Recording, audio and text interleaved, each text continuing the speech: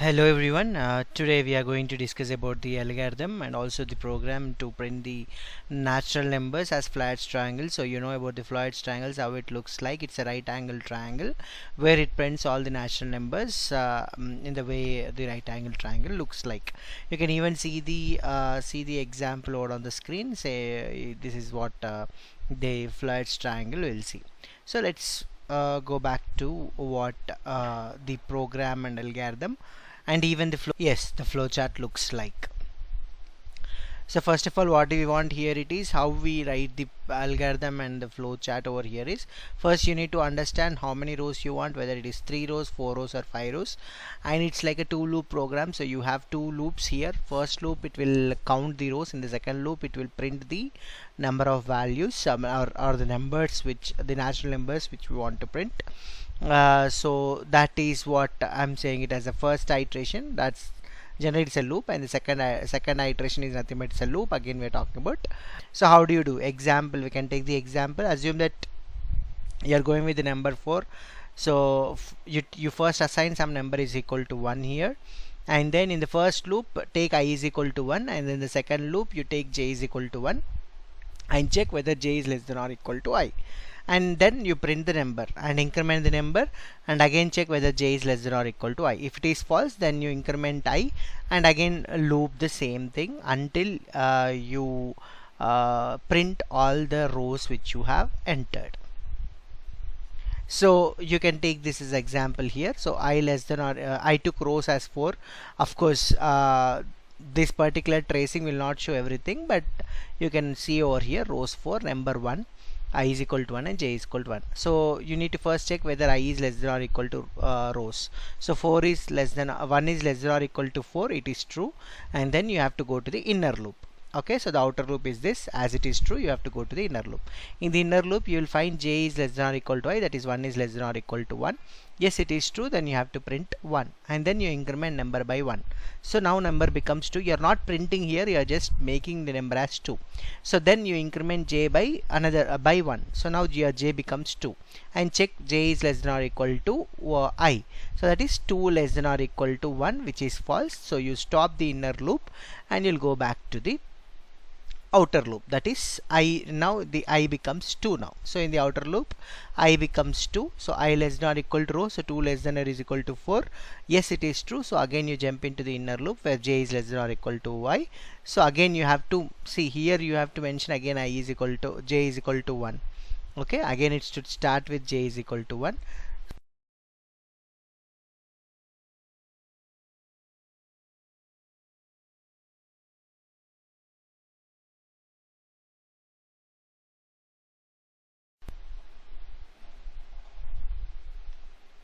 Yes, now you just go to 2 less than or equal to 4. If it is true, then again you make j is equal to 1 and then j less than equal to I you have to check.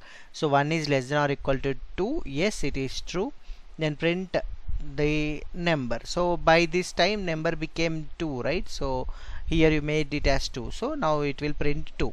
And then again you will make number you increment by 1. So now number becomes 3. So you increment j by 1, so j becomes 2 and check again j less than or equal to I.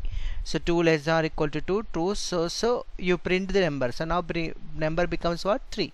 So now number became 3 and you repeat until j less than or equal to I.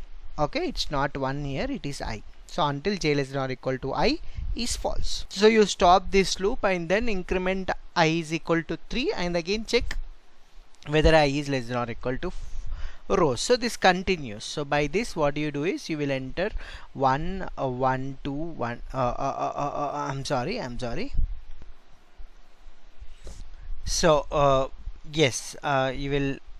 So by this you will enter like this. So your right angle triangle looks like this: 1 2 3 4 5 6 7 8 9 10. So how do I write algorithm here is, you first write you will first start and you will read the number of rows, and then in step 3 you will write I is equal to 1, and then number is equal to 1, and in step 4 you will check whether I is less than or equal to rows. Then if it is true, then you'll continue, else you'll go to step 11 to stop. If it is true, then again you will check j less than or equal to I. then true, continue, else you'll go to step 10. Okay, so if it is true, you'll print that number, and again you'll increment number is equal number plus 1, and then step 9 becomes j is equal j plus 1, and you'll go to step 6. So step 6 is again checking j less than or equal to I. So if it is false, you go to step 10 where I is equal to I plus 1, and you'll go to step 4. So at this step 10 you can enter you can go for the next line. Okay, enter next line. So this is what here you're going for the next line. So this printf is for that reason. Okay, so the same thing I have we have converted that into a C program. So this C program looks like. Okay, but if you do like this, what happens, you know, the way the right angle triangle will be looking in some not in a proper way because of this particular space which we are writing here, because after 4 rows you will get 2 digits, right? So you can have some other changes that we can see it in the program. So let's see the program, and before going to look into the program, see the algorithm. So this is how the algorithm is. So you'll first assign I is equal to 1 and number is equal to 1, and then you'll check whether I is less than or equal to rows. If it is true, then you'll go to j less than or equal to j equal to 1, assign j equal to 1, again check j less than or equal to I, and if it is true, then you'll print number, and then number is equal to number plus 1 you'll do, and j is equal to j plus 1 you'll do. You'll check this condition. If it is false, yes, you'll be adding I is equal to I plus 1, and then again check I less than or equal to rows. If it is false, you'll do like this, and again you'll check I is less than or equal to rows, and continues like this. So this will be one loop, and this will be another loop. Okay, so if it is false, it will stop. So let's see the program. So this is the program. So I added this extra one here.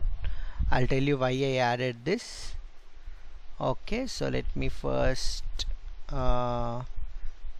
yeah, let me first make this. Okay, so this is what the actual code is. So you're just going to print this. So let's execute this, compile this. So yes, there are no errors. Yeah, no errors. Let's execute, compile and run. So enter the number of rows. So I'll enter 3. So this sounds good. Yeah, yes, it is in a proper way.